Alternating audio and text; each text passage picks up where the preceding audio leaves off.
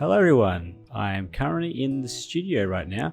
It's been a couple of weeks since I've unboxed the gimbal. I have learned a lot since then, and I'm going to go through some shots I've taken and also things I've learned since the couple of weeks since the unboxing. The first thing I just want to go through is how I was using the gimbal incorrectly from the start. So there is a trigger on the back of the gimbal where what the trigger does, it holds the frame that you want. So no matter if you move side to side or turn your body or jump up and down, the gimbal will do the best it can to keep that exact frame, and that's what gives the very stable shots. So right now I'm just going to quickly just show you an example before I go ahead and show you the correct comparisons. This was initially what I got, and then I re-recorded the gimbal shots when I was using it correctly. So just here I'm going up the stairs with no gimbal, and I will see what happens when the gimbal comes in.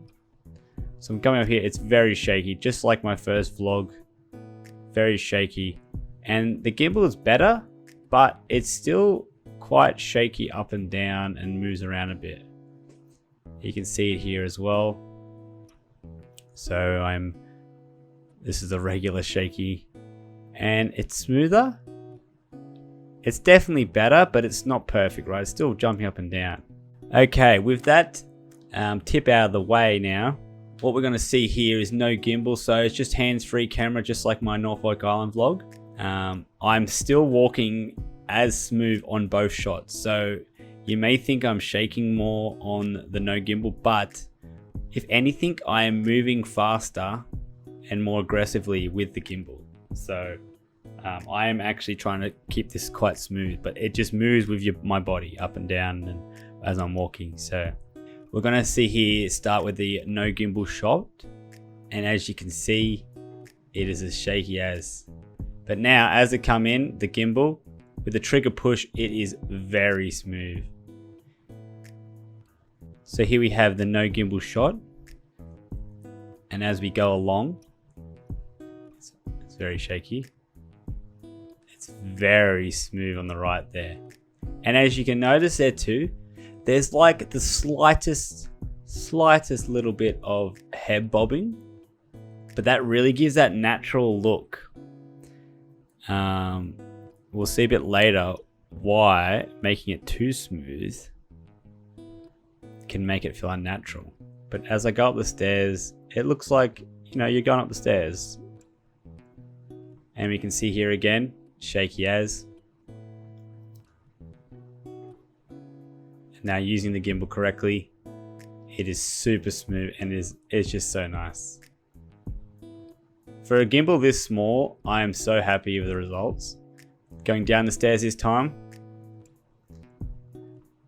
and look, I'm walking down the stairs the exact same way on both of these shots. And now this is like a bit of a rough terrain right now.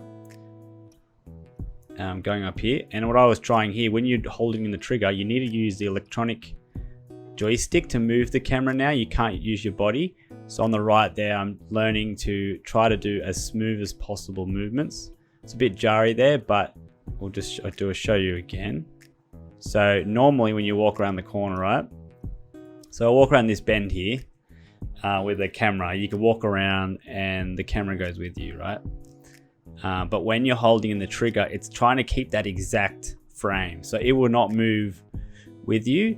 So if you hold the gimbal without the trigger in and move to the side, the camera will come with you and follow you. So you can change different settings and change how fast it follows you, but it won't keep that super stable shot for you. So to do that, you hold the trigger in to keep the stable shot, but then you use the joystick to electronically move it. So if you can get better at that and move the stick at the same pace that you're turning the corner, it means you're gonna get that super smooth shot. And right here you can see how I'm at first trying to learn to do this. As I come around the bend here, you see on the gimbal on the right, I'm moving it around like that. I'm trying to get a little bit better at it. But as time goes on, I'm gonna learn better and better. Okay, this is one of my favorite shots because it really shows how good the selfie mode is in this. So with the gimbal, the trigger has a few functions. So it has the function where you hold it in and it holds its frame. It also has, if you press the trigger 3 times in a row, it will do a 180-degree turn and then face towards you for selfie cam, if you want to do a quick selfie cam. And then to recenter it, you just click it twice, click the trigger twice, and it'll go back to its default position and it'll even it out facing away from you. Just here you can see that I've pressed the trigger 3 times and it's come into selfie mode. So just here, I'm literally holding the camera up in selfie mode like you would a phone. I'm holding it up because that's pretty much what I did in the Norfolk Island vlog. I didn't have any arms or handles or anything. I just held it up like this. And then as we go along, you can see it is shaky as the Norfolk Island vlog. And here, look at that shot. So here on the right, we have the gimbal shot. I was walking forward up this hill before and I pressed the trigger 3 times. It did a 180 degrees turn, faced towards me. And as I saw that the lens was facing pretty good towards me, I wasn't even using the flip up LCD screen because of it being on a gimbal. It can be dangerous and change its weight and also maybe hit the side or something. So what I did, I looked at the lens and made sure it was facing me. And once it faced me, I hold the trigger to keep that frame. And once it kept that frame, I just walked along and it kept this exact shot as you can see here on the right. And it's just like the background is just super smooth. And the left one looks like an earthquake. So I'm so happy with this shot. So for the future vlogs, it's going to be really nice. So after getting back home and looking at this shot, that is when I realized I was using it incorrectly before, because in this selfie shot, I naturally pushed the trigger because I realized it was keeping track on me. But some reason I wasn't doing it when I'm walking forward. So I went back and did the walking forward ones. So yeah, you can, it's night and day. It's very nice. This gimbal, for the price that it is and for how light and it can hold it with one hand, is really nice. It does exactly what I wanted, actually more. It's actually a lot smoother than I thought it would be. And at this time, I've purchased a shoulder strap for my gimbal, which screws into the sides. That will help a lot with the weight as well, to take a lot of the weight off my forearms. So at this time, my forearms were definitely pumping. Okay, I want to get to the last part of the gimbal test. And something that I noticed after doing all the recordings and looking back on my computer is my Sony camera has a steady shot lens, which is the lens stabilization for Sony. So just to see if anything different, I did the shots with and without the steady shot. And something that I actually noticed is less is more. And a good example of this is on the staircase. So the steady shot does smooth it out better. But when doing a shot, like a first person perspective shot, it actually takes you away from the shot in a way that it makes it feel like it's on rails because it's too smooth. So before, you might remember, we'll go back to the other shot now. Okay, so here, the gimbal shot is with steady shot off.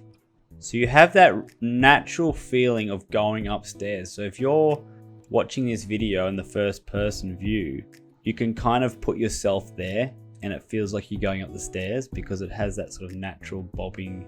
It's not actually shaking, it's just sort of a natural bobbing feeling, but it's smooth. And what I noticed is when you put on the steady shot, it makes it so smooth that it feels like you're floating. So see as it comes up here, see how the left hand side it's like floating and the right hand side it's like I'm actually going up the stairs. And with the selfie shot, when doing first person shots, I would turn off the steady shot to give a more natural feeling for immersion. And for a selfie shot though, I would turn it on because my self is actually bobbing so it doesn't take you out of the shot. So you can see here, the background is perfectly still, but I'm bobbing, so it doesn't give that weird floating effect. But in the other hand, going up the stairs, it's like you're going up a rail.